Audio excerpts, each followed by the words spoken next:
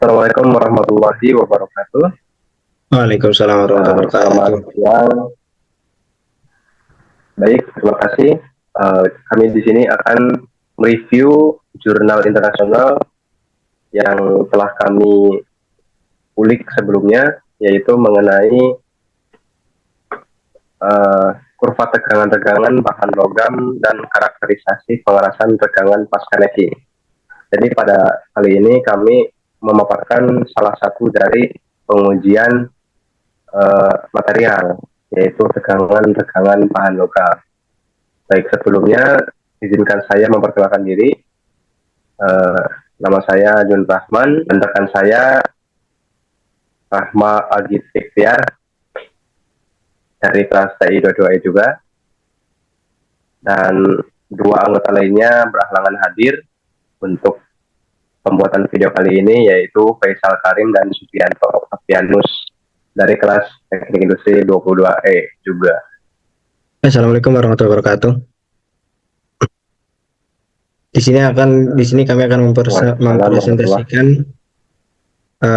jurnal internasional mengenai kurva tegangan, regangan bahan logam dan karakterisasi pengerasan regangan pasca necking. Tadi sudah dijelaskan oleh Jun Rahman mengenai anggota-anggotanya, dan saya sendiri Rahma Ikhtiar, rekan saya Jun Rahman dan dua rekan lainnya yang berhalangan hadir, yaitu Faisal Karim dan Subianto Octavianus.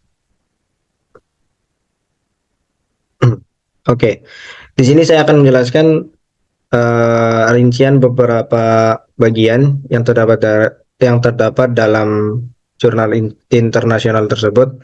Yang pertama ada tujuan penelitian, yang kedua ada metode penelitian, yang ketiga ada hasil penelitian, dan yang keempat ada kesimpulan. Baik, di sini pertama-tama saya akan menjelaskan tentang tujuan penelitian yang ada di jurnal internasional tersebut. Oke, di sini saya akan menjelaskan tentang tujuan penelitian. Apa sih tujuan penelitian yang ada di laporan jurnal internasional tersebut? Yaitu untuk memberikan tinjauan mutakhir tentang uji tarik standar kuasistatis untuk pengukuran kurva tegangan regangan bahan logam. Kuasistatis. Kuasistatis adalah arti dari kuasi yaitu hampir. Sedangkan statis berarti sifat termal konstan terhadap waktu. Jadi, semua proses yang dapat dibalik adalah semu. Laju proses yang lambat merupakan ciri utama dari proses ini.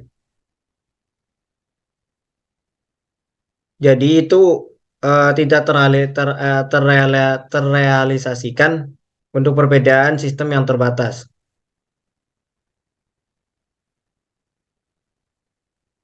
Oke, selanjutnya ada metode penelitian yang akan dijelaskan oleh John Rahman.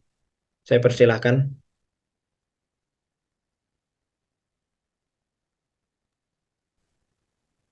Baik, jadi untuk jurnal kali ini menggunakan 3 metode penelitian. Yang pertama adalah solusi analitis dengan spesimen batang bulat halus, lalu metode iteratif eksperimental numerik, dan metode terbalik atau reverse. Nah, kita akan ulik satu persatu metode yang digunakan. Metode ini digunakan untuk uh, menyelaraskan antara teori dan praktik pada saat pengujian pengerasan tegangan pada benda logam. Yang pertama itu ada metode solusi analitis dengan spesimen batang bulat halus. Mempertimbangkan pentingnya perilaku pengerasan setelah necking. Nah, necking sendiri merupakan pengecilan setempat yang terjadi pada logam akibat adanya uji tarik. Pasca necking, yaitu setelah necking, yang menyebar bahwa banyak upaya perintis yang telah dilakukan dan mendapatkan konstitutif pasca dilakukan necking yang akurat. Nah, jadi ketika pelaksanaan necking ini dilaksanakan secara akurat, maka hasil yang diperoleh juga dapat dipertanggungjawabkan secara konstitutif dan menemukan bahwa metode ini akurat atau tidaknya setelah hasil yang didapatkan. Nah, untuk metode ini berdasarkan jurnal yang direview tadi, bahwa metode ini tidak akurat ketika regangannya besar. Untuk selanjutnya yaitu metode iteratif eksperimental numerik. Nah, metode iteratif ini merupakan metode yang menggunakan ilmu matematik yang menghasilkan suatu angka pada saat suatu percobaan. Metode iteratif eksperimental numerik ini mendapatkan perilaku pengerasan regangan pasca necking. Nah, untuk metode ini sama ketika pengujian dilakukan setelah proses necking. Metode ini diterapkan karena adanya iteratif atau secara iteratif menyesuaikan perilaku pengerasan.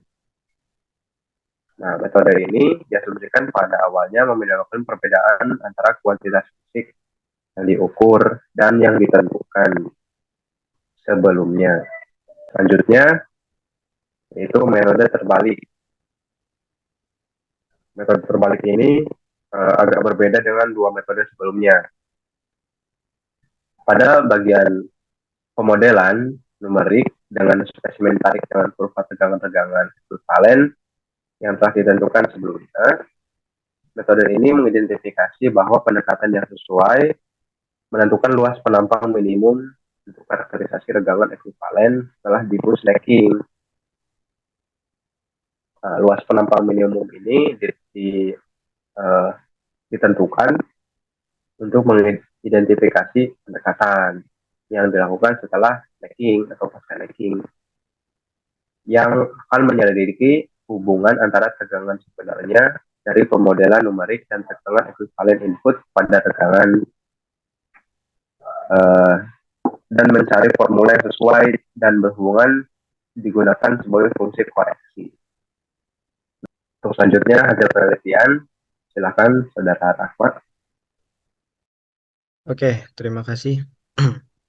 Selanjutnya ada hasil penelitian. Hasil penelitian ini merupakan hasil dari percobaan eksperimen yang dilakukan dalam penelitian tersebut. Di sini penulis menjabarkan beberapa hasil penelitian. Terdapat 4 hasil dari penelitian tersebut. Yang pertama itu ada karakterisasi perilaku pengerasan regangan pasca necking merupakan masalah penting untuk masalah permodelan. Namun, hal ini masih menjadi tantangan yang kuat karena ketersediaan dan keakuratan metode yang diusulkan belum diketahui dengan jelas.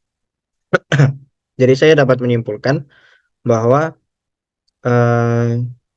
metode yang dilakukan sudah cukup baik, namun keakuratan metode tersebut kurang. Kurangnya bagaimana? Jadi metode yang dilakukan itu tidak ada perbandingan dengan metode yang lain. Jadi mencakup hanya satu model, satu metode.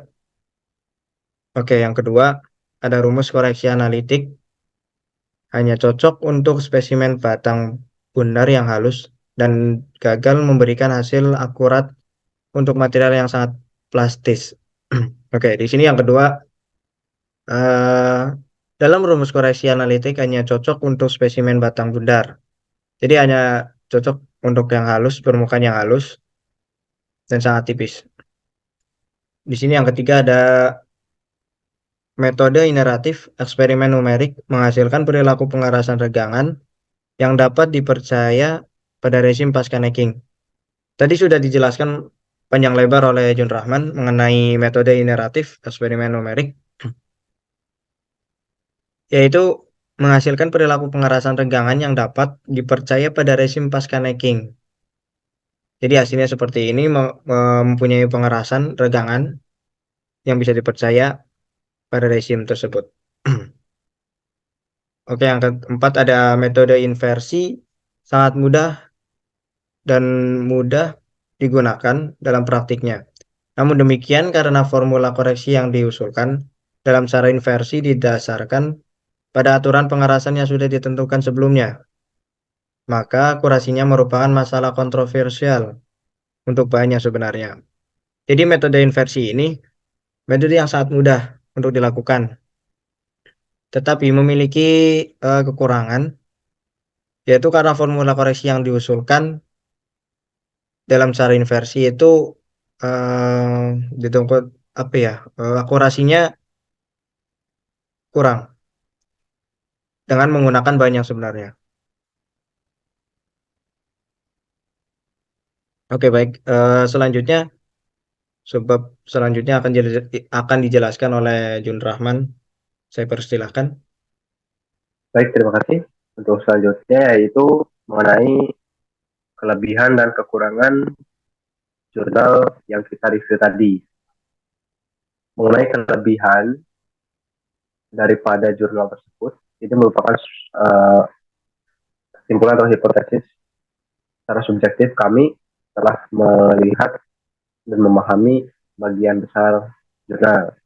Yang pertama adalah penjelasan setiap metode yang dijabarkan dilengkapi dengan pembuktian rumus dan kurva yang rinci. Mungkin dapat dilihat nanti di jurnal aslinya bahwa rumus dan kurva yang dipaparkan pada setiap metode sangat lengkap ya.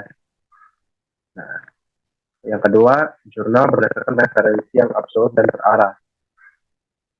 Pada bagian daftar pustaka, referensi yang dipakai merupakan referensi-referensi yang sudah teruji dan bersifat internasional, maka data-data yang dipaparkan bisa dipercaya atau bisa dipertanggungjawabkan sehingga tidak bersifat kontroversial atau mengada-ngada.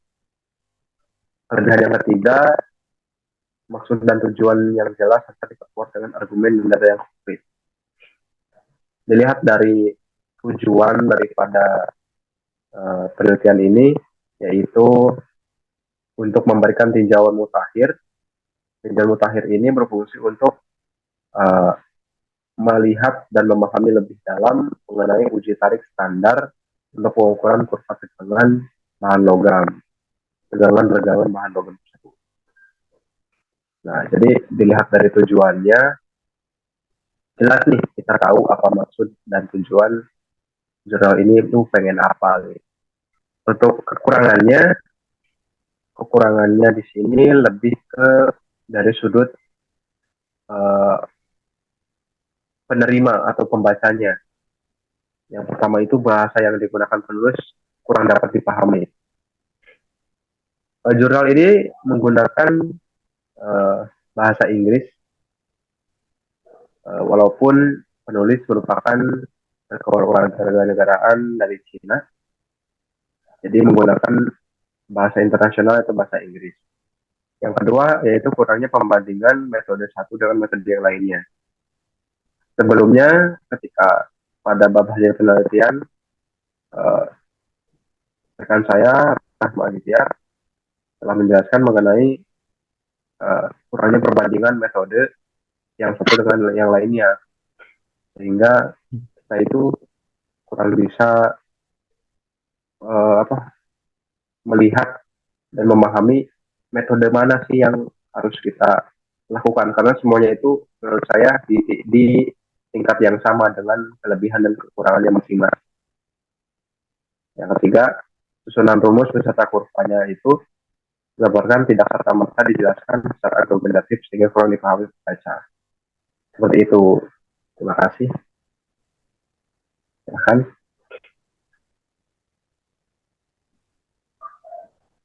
Oke, terima kasih. Demikianlah presentasi yang dapat kami sampaikan mengenai review jurnal internasional